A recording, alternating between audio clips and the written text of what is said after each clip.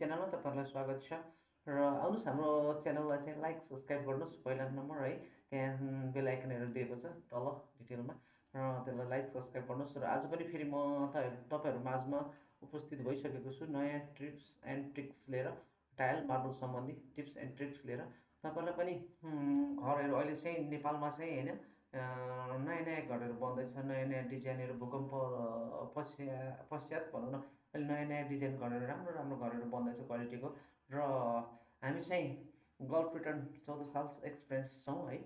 र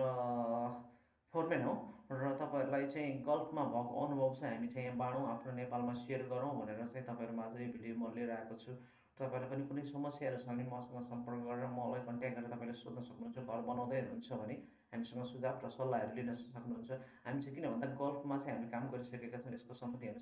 चाहिँ भनौं न मोडलिङहरु कसरी गर्ने है ग्रेनाइट मोडलिङ टाइल कसरी लगाउने कसरी लगाउँदा चाहिँ राम्रो हुन्छ जस्तै यो मेरो ब्याकग्राउन्डमा देखिरहनु भएको चाहिँ म आफैले लगाएको है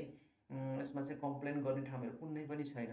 है तपाईले कसरी लगाउने क्वालिटी कस्तो राम्रो खालको क्वालिटी चाहिँ राम्रो हुन्छ खासमा चाहिँ गल्फमा चाहिँ सबैसम्म माथिसम्म लगाउँछ है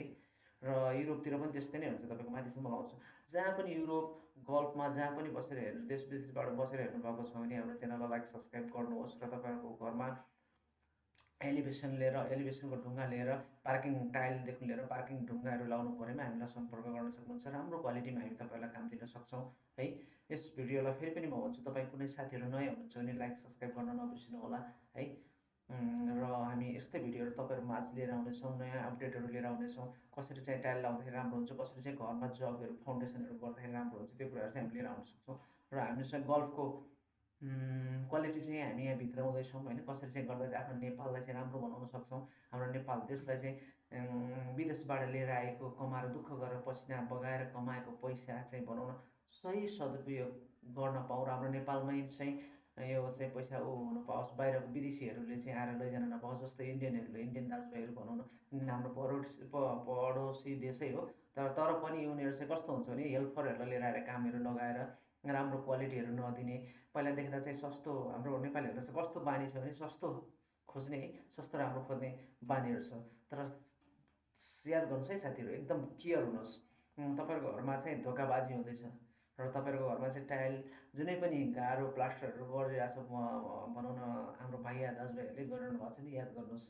कुनै कुनै त सबैजना चाहिँ नराम्रो भन्न मिल्दैन कुनै कुनै चाहिँ नराम्रो हुन सक्छ प्रायसो 100 मा 99% चाहिँ तपाईको के हुन्छ हेल्परहरुलाई नै लगाएर उनीहरुलाई ठेक्का लिएर चाहिँ तपाईहरुलाई चाहिँ ठगिरहेको हुन्छ है यो कुरा चाहिँ याद गर्नुस् फेरि तपाईहरु बेकारमा चाहिँ तपाईहरु फस्नु होला हैन पछि घर बनाइसकेपछि पछुताउनु भन्दा त पहिले नै पछुताउनु राम्रो हुन्छ पहिले तितो पछि मिठो भन्ने एउटा नेपालीहरुको उखान छ त्यही कुरा म तपाईलाई दोहोर्याउन चाहन्छु है हस् त आजलाई यति नै हाम्रो च्यानललाई लाइक सब्स्क्राइब गर्नुहोस् र कुनै कमेन्टहरु छ भने कुनै कम्प्लेनहरु छ कुनै कुराहरु सोध्नु छ र टाइलहरु लगाउनु छ भने हामीसँग तपाईले सम्पर्क गर्न सक्नुहुन्छ हामीलाई चाहिँ माया गर्न सक्नुहुन्छ हाम्रो च्यानललाई लाइक सब्स्क्राइब गर्न सक्नुहुन्छ यस्तै भिडियोहरु म तपाईहरुको माझमा लिएर आउने छु हस् त आजलाई यति नै हस् त नमस्कार।